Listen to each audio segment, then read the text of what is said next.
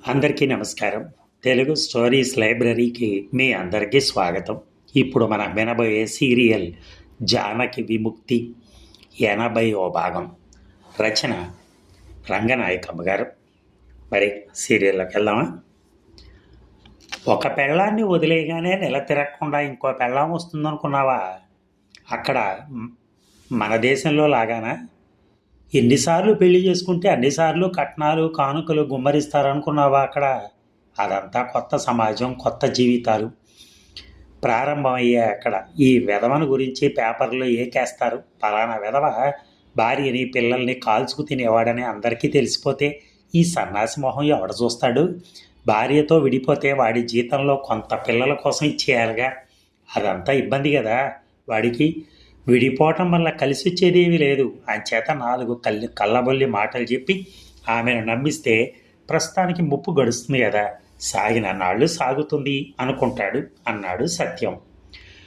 పిల్లల్ని కని నువ్వే కన్నావు, నాకు బాధ్యత లేదు అంటే అయ్యో ఇలాంటి వాళ్ళు కూడా ఉంటారుగా అవును అని విస్తుపోయింది సుందరమ్మ. ఉంటారు, వాళ్ళను భరించేవాళ్ళు ఉంటే సరి. భరించేవాళ్ళు ఉంటే పీడించేవాళ్ళు ఉండటానికే. చెడ్డ మగాళ్ళని అసహించుకోవటం నేర్చుకోమను ఆడవాళ్ళని. మరునాటి నుంచి మంచి మగాళ్ళు చచ్చినట్టు తయారవుతారు. చెడ్డవాళ్లతో సర్దుకుపోతుంటే మంచి వాళ్ళు ఎక్కడి నుంచి వస్తారు? చెడ్డవాళ్ళని ఎంతకాలం భరిస్తూ కూర్చుంటే అంతకాలం వాళ్లే సిద్ధం అవుతారు మళ్ళీ మళ్ళీ అన్నాడు సత్యం. తర్వాత శాంతతో, శాంత, భార్యాభర్తల ఘర్షణ ఖచ్చితంగా వర్గ పోరాటం లాంటిదే. ఆర్థిక రంగంలో కాదు, సాంస్కృతిక రంగంలో శత్రువర్గాల మధ్య ఎంత ఘర్షణ జరుగుతుందో అంతా జరుగుతుంది ఆ రంగంలో భార్యకి భర్తకి అన్నాడు సత్యం. అవును, చాలా కరెక్ట్ అది. భర్త అంటే భార్య వినయ విధేతలతో ఉండాలని అతను అంత పబ్లిక్గా కోర్టులో అన్నాడు కదా. అంటే అధికారం వదులుకోవటం ఇష్టం లేదు అతనికి. భార్యకి భర్తకి సమానత్వం ఏమిటని కొత్త చట్టాలను ప్రశ్నించడమే అది. ఫ్యూడల్ భావాలకి కమ్యూనిస్టు భావాలకి ఘర్షణే కదా అది అంది శాంత. ఈ అమ్మాయి అంత తటపటాయించింది కానీ ఈ విడాకుల విషయాలు చాలా పుస్తకాల్లో చదివాను నేను. విముక్తి తర్వాత చైనాలో కొత్త వివాహ చట్టం రాగానే వేల కొద్ది లక్షల కొద్ది ఆడవాళ్ళు నిర్భయంగా నిర్మోహమాటంగా విడాకులు ఇచ్చేశారు. బయట కొంచెం పోషణ రక్షణ దొరికే పరిస్థితి ఉంటే భర్తల్ని వదిలేయటానికి అంతమంది సిద్ధంగా ఉన్నారన్నమాట. రేపు మన దేశంలో అయినా అంతే. మన దేశంలో అలాంటి విముక్తి వస్తే ముందు విశాలాక్షి గారు విడాకులు ఇచ్చేస్తారు, తర్వాత వాళ్ళ సుశీల కూడా ఇచ్చేస్తుంది, మా ఫ్యాక్టరీలో బాలమ్మ కూడా ఇచ్చేస్తుంది అంది జానకి ఉత్సాహంగా వాళ్ళ సంతోషాలని ఊహిస్తూ. నాకు తెలిసిన వాళ్ళు 15 మంది దాకా ఉన్నారు అని నవ్వింది శాంత. నాకు తెలిసిన వాళ్ళు 15 లక్షల మంది ఉన్నారు అన్నాడు సత్యం. తమాషా ఏమిటంటే అంతమంది ఉన్నారని ఇప్పుడు తెలియదు మనకి, ఆ ఉన్న వాళ్ళకి తెలియదు. వాళ్ళ గోడు వినే నాదుడు దొరికినప్పుడు అందరూ ప్రవాహంలాగా కోర్టులకు వచ్చేస్తారు. చైనాలో ఒక అమ్మాయి చెప్పిందట కోర్టులో, నా భర్త మీద నాకెప్పుడూ ప్రేమ లేదు, బలవంతంగా పెళ్లి చేశారు నాకు, అలాగే పడున్నాను. ఇన్నాళ్ళు పలానా వ్యక్తి మీదే ఎప్పుడూ ఇష్టం నాకు, అతనికి నేనంటే ఇష్టం, నేను అతన్ని పెళ్లి చేసుకోవడానికి నాకు విడాకులు ఇప్పించండి అని అడిగిందట. ఆమెకు విడాకులు ఇచ్చేశారు శాంత చెప్తోంది. సత్యం ఉత్సాహంగా తను చదివిన సంగతులు కొన్ని చెప్పుకొచ్చాడు. ఒక ఆమెను భర్త ఎప్పుడూ ఘోరంగా కొడుతూ ఉండేవాట. విప్లవం జరుగుతున్న కాలంలోనే ఒకసారి ఆవిడ విప్లవ మహిళా సంఘానికి ఫిర్యాదు చేసిందట. మహిళా సంఘం వాళ్ళు ఆమె భర్తను పిలిపించి అడిగితే, నా ఇష్టం, నా పిల్లాన్ని కొట్టుకుంటాను చంపుకుంటాను, మీరెవరు అడగడానికి అన్నాడట. అంతే. వాళ్ళంతా వాడి చుట్టూ చేరి చితగొట్టేయడం ప్రారంభించారు. కొట్టి కొట్టి కొట్టి వాడిని కింద పడేసి దుమ్ములో దొర్లించి కాళ్ళు చేతులు పట్టుకుని అటు ఇటు లాగి వాడితో రైలాట ఆడి బాగా అలసిపోయి నిలబడ్డారు. వాడు గొడ్డలు చిరిగిపోయి ఒళ్ళంతా దెబ్బలతో గోండ్రు గోండ్రుమని ఏడుస్తూ మట్టిలో దొర్లుతూ ఉంటే ఆ దృశ్యం చూసి అతని భార్య సంతోషంతో పులకించిపోతూ మహిళా మండలి సభ్యులతో ఏమందో తెలుసా? కామ్రేడ్స్, ఇవాళకి నా పగ తీరింది, మీ సహాయం జన్మలో మర్చిపోను. నా ఒక్కదాని వల్ల ఈ పని అయ్యేది కాదు. వీడు నన్ను ఇలాగ దుమ్ములో దొర్లిస్తూ ఎన్నిసార్లు కొట్టాడో ఇప్పుడు తెలుస్తుంది వీడికి. ఈసారి నా ఒంటి మీద చెయ్యి వేయాలంటే గజగజ వణుకుతాడు. చూస్తాను వీడి సంగతి, వీడి పని. కామ్రేడ్స్, మీ సహాయం లేకపోతే నా ప్రతీకారం జన్మలో తీరేది కాదు అని వాళ్ళందరికీ మరీ మరీ కృతజ్ఞతలు చెప్పుకుందట. ఇక అదంతా చదివితే నాకు భలే సరదా వేసింది. మా భర్తలను కూడా చితకదాన్ని పెట్టరా అని ఇంకా చాలామంది ఆడవాళ్ళు అడిగే ఉంటారు మహిళా సంఘాలని. పల్లెటూళ్ళలో భూములన్నీ పేద జనానికి పనిచేసినప్పుడు ఆడవాళ్ళకి పిల్లలకి కూడా భూమి ఇచ్చారు. ఇళ్ళు కూడా భార్యాభర్తలకి సమాన హక్కులతో ఇచ్చారు. కాగితాల మీద ఆడవాళ్ళ పేర్లు రాసేటప్పుడు తండ్రుల పేర్లు భర్తల పేర్లు లేకుండా రాశారట. మమ్మల్ని మా పేర్లతో ప్రస్తావించడం ఇప్పుడే మొట్టమొదటిసారి చూసాం అని ఆడవాళ్ళు ఆశ్చర్యపడ్డారట. భూమి మీద ఇంటి మీద హక్కులు వచ్చాక ఆడవాళ్ళు ఎంతో ధైర్యంగా ప్రవర్తించడం మొదలుపెట్టారట. భర్తలు ఏమాత్రం పెత్తనాలు చేయబోయినా ఇదిగో జాగ్రత్తగా ఉండు, పూర్వం రోజులు అనుకున్నావా, నా పొలం నేను పండించుకుంటూ హాయిగా వేరే ఉంటాను అనేవాళ్ళట. ఒక ఆవిడ ఇప్పుడు నా ఇల్లు నాకుంది, ఇది వరకు నా ఇంట్లోంచి పో అని చీటికి మాటికి బెదిరించేవాడు. ఇప్పుడు నా ఇంట్లో నేను దర్జాగా ఉంటాను, నన్ను బయటికి పొమ్మనేవాడెవడు లోకల్లో అందట. ఆడవాళ్ళకి ఇల్లు చేను ఉంటే ఇంకా పెళ్ళాం ఎందుకు అందట ఒక అమ్మాయి. సత్యం శాంత ఒకళ్ళకి అడ్డొస్తూ ఒకళ్ళు ఉత్సాహంతో పొంగిపోతూ చెప్తూ ఉంటే జానకి నవ్వుతూ సుందరమ్మ ఆశ్చర్యపోతూ విన్నారు. ఎక్కడుందా దేశం అంది సుందరమ్మ. ఇలాంటి కబురు వచ్చినప్పుడల్లా ఆ ఊరు ఎక్కడుంది, ఆ దేశం ఎక్కడుంది అని అడుగుతూనే ఉంటుంది.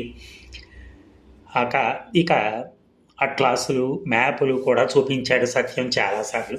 దేశాలు కాగితాల మీద ఎలా ఉంటాయో అర్థం కాదు సుందరమ్మకి. ఏమిటో గీతాలు చూపిస్తాడు దేశాలు చూడమని, వాటికి ముక్కులు చెవులు ఉంటాయి అని విసుక్కుంటుంది.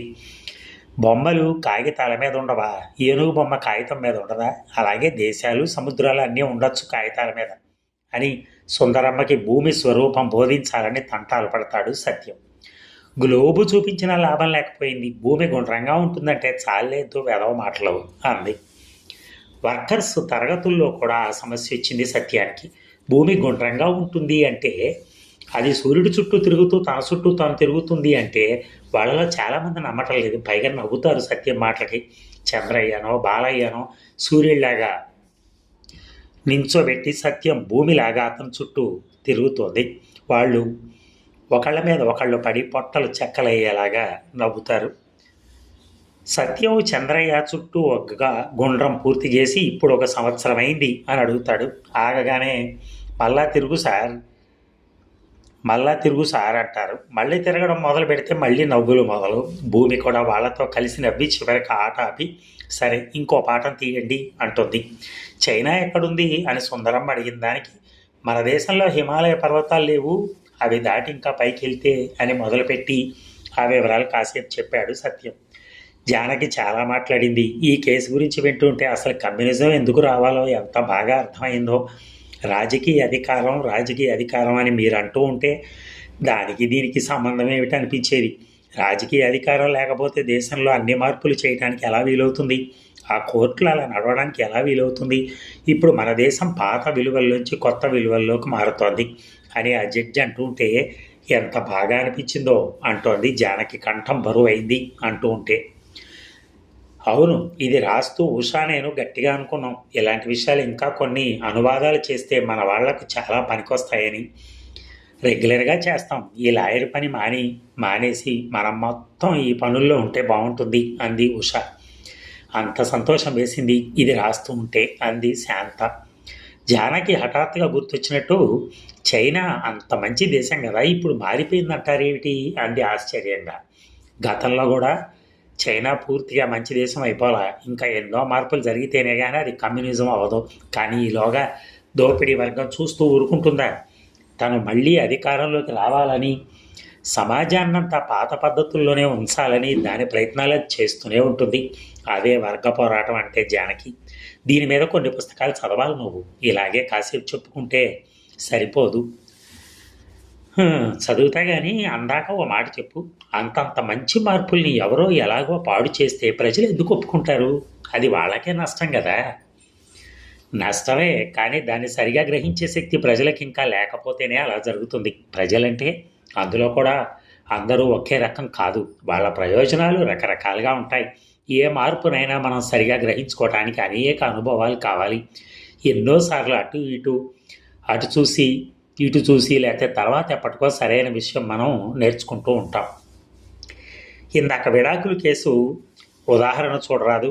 వాడిని గురించి జ్ఞానం అంత లేకే కదా ఆమె మళ్ళీ వాడి పెత్తనం కిందకి వెళ్ళింది. అంత మాత్రాన అమ్మాయి పూర్తిగా అజ్ఞానం ఉందని అర్థం కాదు కదా. కొంత జ్ఞానం ఉంది, కొంత విప్లవకరంగా కూడా ఆలోచించింది. ఆ జ్ఞానం చాలలేదు కాబట్టే మళ్ళీ మోసపోయింది. ప్రజల సంగతి కూడా అంతే. వాళ్ళకు బొత్తిగా జ్ఞానం లేదని కాదు, ఉండవలసినంత లేదన్నమాట. అందుకే రష్యాలో ఏమిటి, చైనాలో ఏమిటి, ఇంకా చాలా దేశాల్లో ప్రజలు కమ్యూనిజం పేరుతో రకరకాల మారు వేషాల్లో ఉన్న దోపిడీ వ్యవస్థలను భరిస్తున్నారు. ఆడవాళ్ళు అనేక రకరకాల పద్ధతుల్లో పెత్తనం చేసే భర్తల్ని భరిస్తున్నట్టుగా అంది శాంత. జానకి ఆ కేసు సంగతి మళ్ళీ గుర్తొచ్చి చాలా ఆసక్తిగా, అతను మారాడో లేదో ఎలా తెలుస్తుందండి అంది శాంతతో. మారతాడని నమ్మకం ఉందా నీకు? ఇందాక మారాడన్నావుగా అన్నాడు సత్యం. మారడు అన్నావు కదా నువ్వు అని. నమ్మకం ఉందని కాదు, అసలు ఏమైందో అని. ఏమవుతుందో ఆ అమ్మాయే చెప్పిందిగా. ఏమవుతుందో మనం చక్కగా ఊహించవచ్చు. వాడింటికి పోగానే మేకప్ మార్చేస్తాడు. పోనీ ఆ రోజు కాకపోయినా మర్నాటి నుంచి మళ్ళీ మొదలు భర్త లీలలు. ఆ అమ్మాయి మళ్ళీ ఓర్చుకోవడం మొదలెడుతుంది. ఇక వెళ్ళదని వీడు ఇంకా విజృంభిస్తాడు. పాపం పండే రోజు ఒకటి వస్తుంది కదా, ఆ రోజున వాడిని జీవితంలోంచి ఒక్క తన్నుతో ఎగరగొట్టేస్తుంది, విడాకులు ఇచ్చేస్తుంది కోర్టు అని సత్యం గబగబా వర్ణించేశాడు. సుందరమ్మకి ఇంకా అనుమానంగానే ఉంది. వీళ్ళ అభిప్రాయాల మీద. ఇప్పుడు మారడంటారా అంది కొంచెం ఆశపడుతూ. రోగులు చూస్తే ఏ రోగి బతుకుతాడో ఏ రోగి బతకడో డాక్టర్కి తెలిసిపోతుంది. అలాగా ఏ భర్త మారతాడో ఏ భర్త మారడో సత్యానికి తెలిసిపోతుందండి అని నవ్వింది శాంత. జానకి, ఈ క్షమ అనే సంగతి ఏమైందో సరదాగా తెలుసుకోవాలంటే ఈ కేసు ఒకలా చేయొచ్చు. ఢిల్లీలో చైనా రాయబారు ఉంటాడు. వాళ్ళ ఆఫీస్కి వివరాలన్నీ చిత్రం రాస్తే వాళ్ళు జవాబిస్తారు అంది. రివిజనిస్ట్ రాయబారి అంత బాధ్యతగా ఉండడు. నేను డంకా బజాయించి చెప్పగలనన్నాడు సత్యం. జానకి కుతూహలంగా, రాయండి శాంతి గారు, రేపు తప్పకుండా రాయండి అంది. రాస్తా కానీ ఈ చైనా కోర్టులో చాలా గొప్ప విషయాలు ఉన్నాయి. కొన్ని మీరు గమనించారా అసలు? లేదా? ఏమిటి, దేని గురించి? సత్యం అన్నాడు. ఈ కోర్టులో ఏ కొత్తదనం ఉందో ఆలోచించండి. అంతా కొత్తే కదా సత్యం అన్నాడు. అలా కాదు, కొన్ని పాయింట్లు చెప్పు.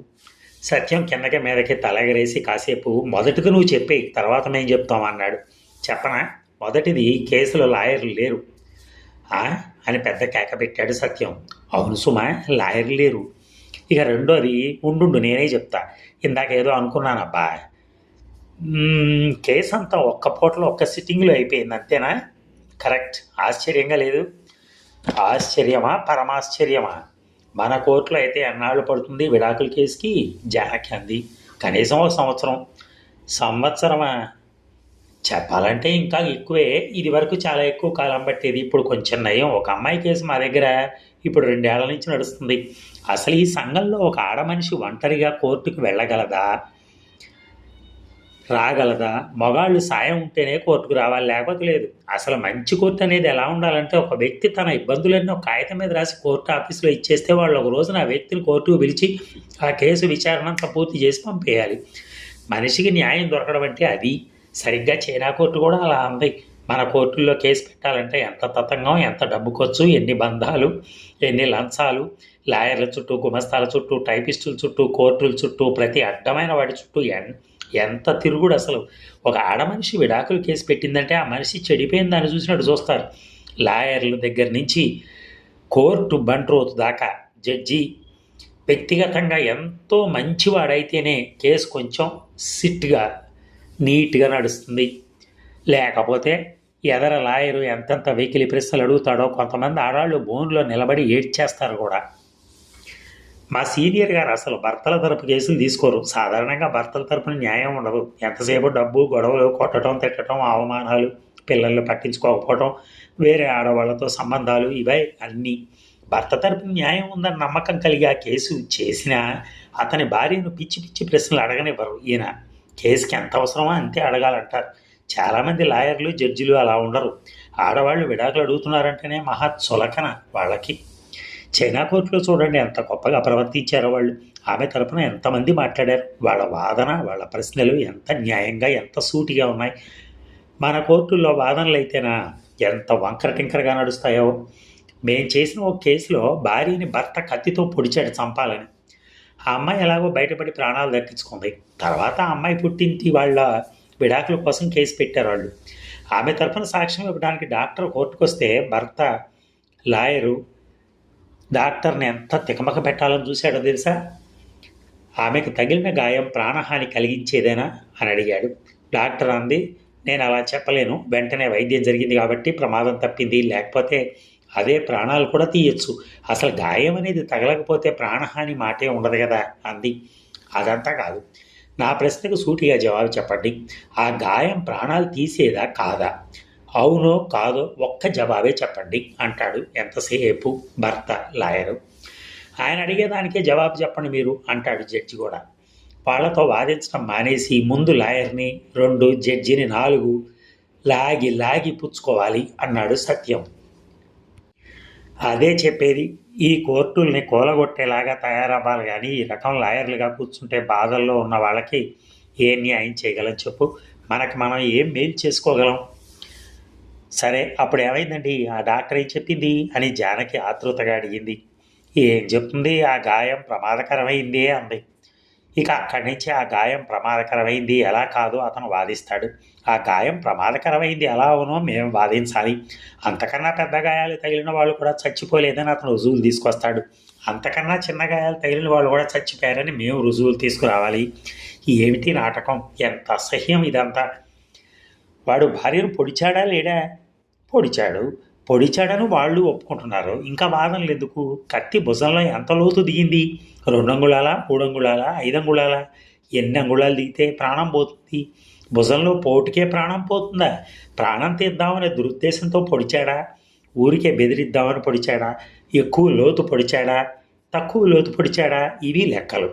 అసలు భార్య మీద భర్త కత్తి ఉపయోగించడం ఏమిటి? కర్రలు, కత్తులు, గొడ్డళ్ళు ఉపయోగిస్తే ఆ సంబంధం భార్యాభర్తల సంబంధం అవుతుందా? ఇంకా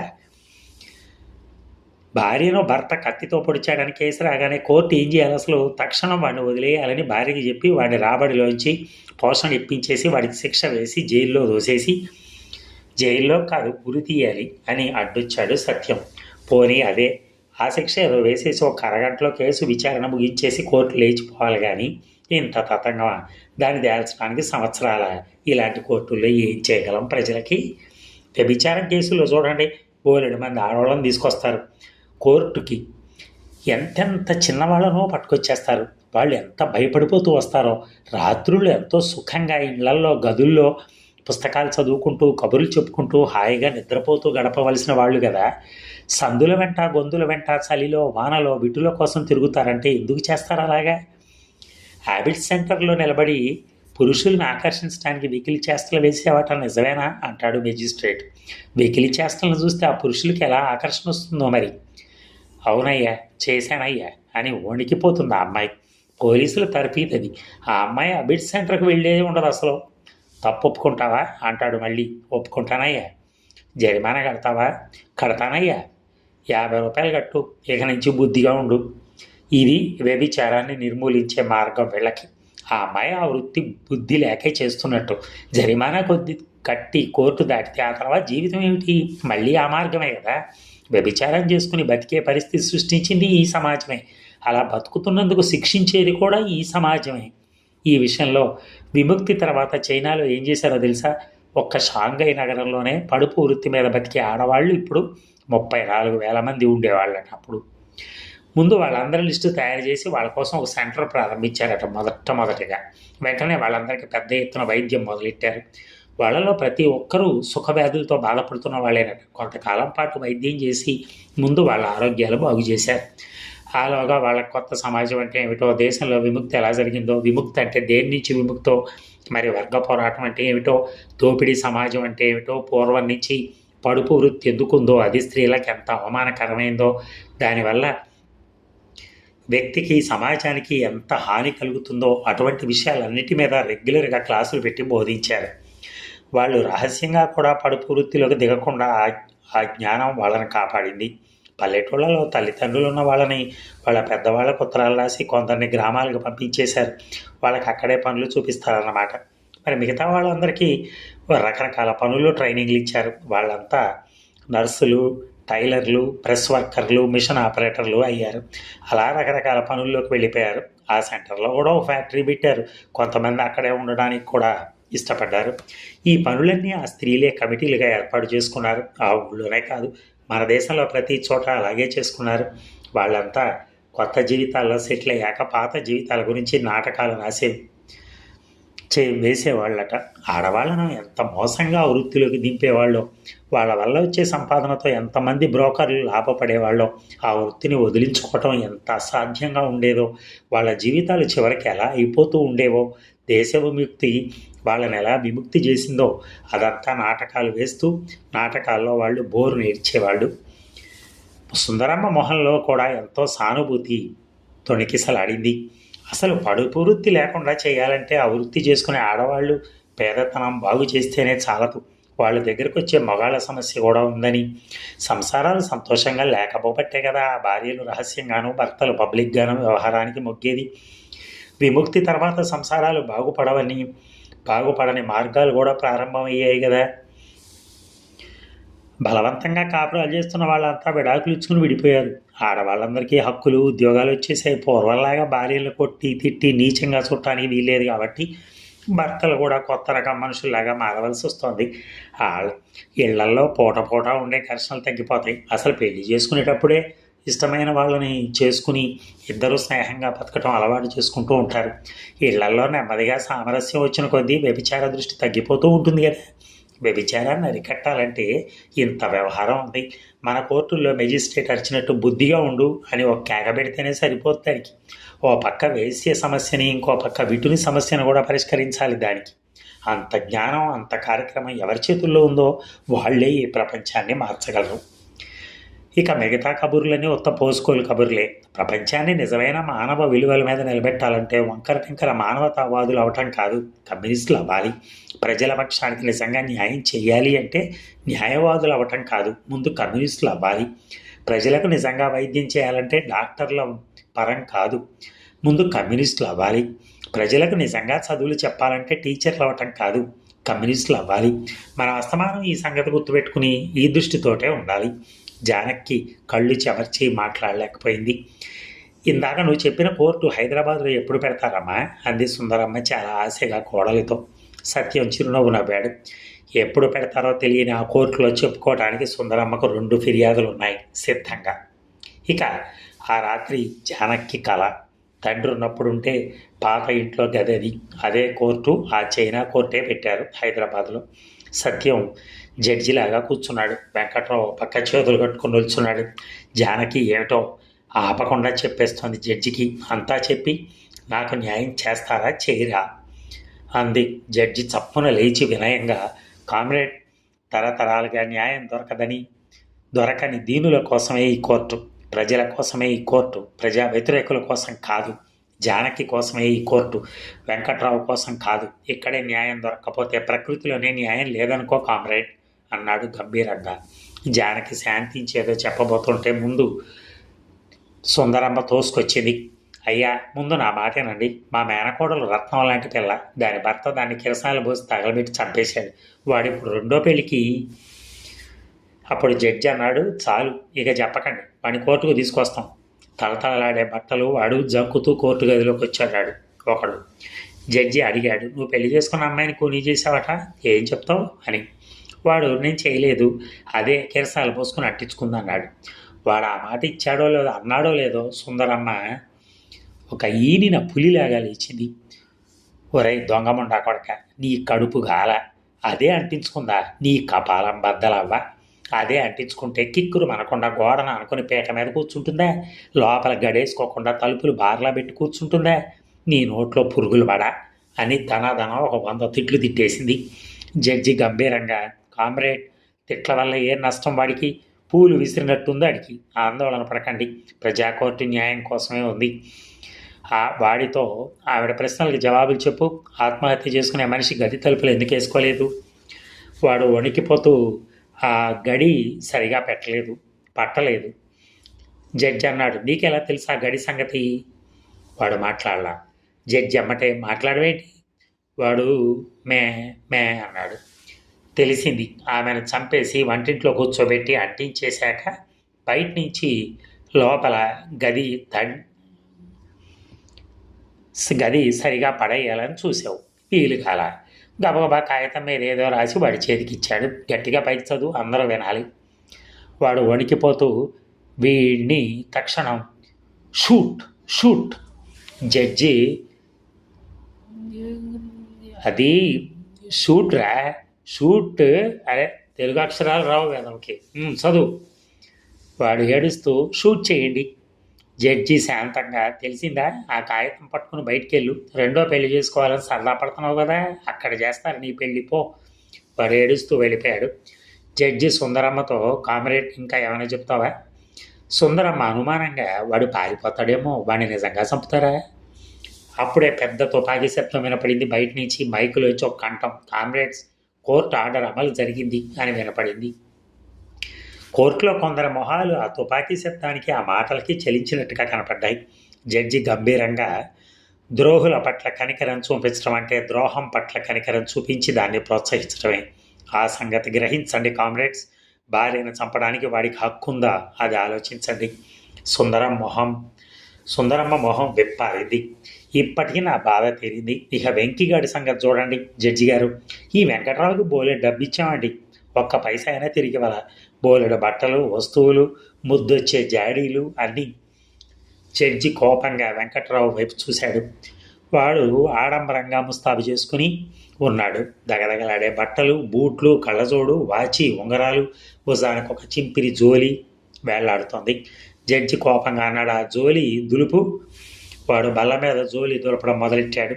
మంత్రాల బుట్టలోంచి ఏవేవో కింద పడ్డట్టు 1000 రూపాయల కట్టలు 20, బట్టల దొంతర్లు, వెండి సామాన్లు, స్టీల్ సామాన్లు, ట్రంకు పెట్టెలు, టేకు మంచాలు, తెల్లటి పరుపులు, ఆ లతలు చుట్టిన తలగళ్ళు, వంటింటి జాడీలు, డబ్బాలు పెద్ద రాశిగా పడ్డాయి. అతని బట్టలు కూడా మావే, మా నాన్నే కుట్టించాడు అని అరిచింది జానకి. జడ్జి, ఏరా పెళ్ళేదాకా గోచి పట్టుకుని తిరిగావా, గుంటలు కట్టుకోలేదా నువ్వు? వెంకట్రావు వాళ్ళు ఇస్తే తీసుకున్నాను అన్నాడు. జడ్జి, ఇస్తే తీసుకోవటమేనా, ఆశపోతూ వెదవా, ఇస్తే వద్దనాలి, ఆత్మగౌరవం లేదా? సరే ఇప్పుడు వాళ్ళు ఏం విప్పమంటున్నారు నిన్ను, విప్పు. వెంకట్రావు బట్టలు, బూట్లు అన్నీ విప్పి మురికి బనీన్తోటి, మురికి కడ్రాయలతోటి గాడిదలాగా నుంచున్నాడు. జడ్జి కోపంగా అన్నాడు, నీ గుడ్డలు ఎంత మురికో చూసుకోరా, పైపేపు షోకులేనా, సమాజానికి వచ్చే జబ్బులన్నీ నీ బనీన్లోంచే పుడతాయరా వేదవా అని జానకిని చూసి, వీడితో ప్రైవేట్గా మాట్లాడతావా కామ్రేడ్? జానకి మండిపడిచ్చి, నన్ను ఘోరంగా అవమానం చేస్తున్నారు మీరు, నేను ఇప్పుడే పైకోర్టుకు వెళ్తానంది. జడ్జి వినయంగా, వద్దు కామ్రేడ్, క్షమించు, నీ అభిప్రాయం తెలుసుకోవాలి కాబట్టి అడిగాను. సరే, విచారణ ముగిసింది, వీడికి 100 సంవత్సరాలు జైలు శిక్ష వేస్తున్నాను. జానకి నిరాశగా, అంతేనా అంతేనా, ఇందాక అతన్ని షూట్ చేయించారే, ఇతనికి జైలేనా, ఈ కోర్టులో న్యాయం లేదు. జడ్జి, శాంతించు కామ్రేడ్, ఇదే వీడికి తగిన శిక్ష. మన నూతన సమాజాన్ని చూసి నిమిషం కుళ్ళి చావటానికి వీడిని బతకని, నీ ప్రగతి చూసి నరక బాధపడటానికి వీడిని బతకని, వీడికి ఇదే శిక్ష ఆలోచించే చేశాను. జానకి అంగీకరించి శాంతించింది. ఇక అంతలో ఇంకొక అమ్మాయి బోరు నేడుస్తూ కోర్టులో పరిగెత్తుకొచ్చింది. జడ్జి ప్రేమగా, కామ్రేడ్ బాధపడకు, సంగతి చెప్పు. అప్పుడు కొత్త అమ్మాయి, వెంకట్రావు నన్ను రెండో పెళ్లి చేసుకుని నానా బాధలు. అప్పుడు ఆ జడ్జి, చాలు ఇంకా చెప్పాలా, ఈ దుష్టుడికి 200 సంవత్సరాలు వేశాను. కొత్త అమ్మాయి ఆశ్చర్యంగా, అదేం శిక్ష, మనిషి అంతకాలం బతుకుతాడా అంది. జడ్జి అన్నాడు, బతుకుతాడు, కమ్యూనిస్టు సమాజంలో మనుషులు జీవించే కాలం పెరుగుతుంది, వీడు ఒకవేళ 200 సంవత్సరాలు బతికితే అన్ని సంవత్సరాలు జైల్లోనే ఏడుస్తాడు. కొత్త అమ్మాయి చిరునవ్వుతో, అలాగా, చాలా సంతోషంగా ఉంది నాకు, వీడి తల్లిని కూడా విచారించాలి మీరు. కోడళ్ళ పులి అది. కోడళ్ళ పులి రా అని పిలిచాడు జడ్జి. వచ్చింది కోడళ్ళ పులి వణుక్కుంటూ. కోడళ్ళను బాధ పెట్టావు నువ్వు, నీకు 100 సంవత్సరాలు వేశాను. కోడళ్ళ పులి, అయ్యో ఆడదాన్ని కనికరించండి, లాభం లేదు, నువ్వు ఘోరంగా అత్తరికం చేసావు, ఆడ భర్తరికం చేసావు, మనుషుల్ని వాళ్ళ ప్రవర్తనలను బట్టి వాళ్ళ స్వభావాలను బట్టి పరిశీలిస్తాం మేము, నీకు శిక్ష తప్పదు, పీడించే అత్తల్ని శిక్షించడం మా న్యాయం. కోడళ్ళ పులి అంది, నేను ఏమన్నా కొత్తగా చేశానా, మా అత్తమ్ముండ ఎలా చేసిందో నేను అలాగే చేశాను. జడ్జి, మీ అత్త వల్ల నువ్వు పడ్డ బాధలే నీ కోడలకి ఇచ్చావా? అది మరీ తప్పు. నీ శిక్ష ఇంకో 100 ఏళ్ళు పెంచాను. పో, నిలబడకు, టైం వేస్ట్ మాకు. తల్లి కొడుకు ఏడుస్తూ వెళ్ళిపోయారు. జడ్జి జానకితో, కామ్రేడ్, ఈ డబ్బు సామాను తీసుకో, ఇవి నీవే. జానకి, అందులో ఒక పాత చీర మాత్రం తీసుకుంటాను, మిగిలినవన్నీ నూతన సమాజానికి ఇచ్చేస్తాను. వీటిని ఏదైనా స్కూల్కో ఆసుపత్రికో ఇచ్చేయండి. నన్ను మనిషిగా గుర్తించింది, రక్షించింది, నాకు హక్కులు ఇచ్చింది ఈ సమాజమే. నా జీవితం దానికి అంకితం చేస్తాను. జానకి కోర్టులోంచి బయటకు వస్తుంటే ఫ్యాక్టరీ సైరన్ వినపడింది. కార్మికులు గుంపులు గుంపులుగా గేట్లోంచి వస్తున్నారు. జానకి పెద్ద కంఠంతో ఉద్వేగంతో మాట్లాడుతోంది. అందరూ చుట్టూ చేరారు. మెలకు వచ్చేసింది జానకి. తెల్లారి వంటింట్లో సత్యంతో అంది నవ్వుతూ. మరి ఆమె ఏమందో మనం తరువాయి భాగంలో విందాం. Thank you.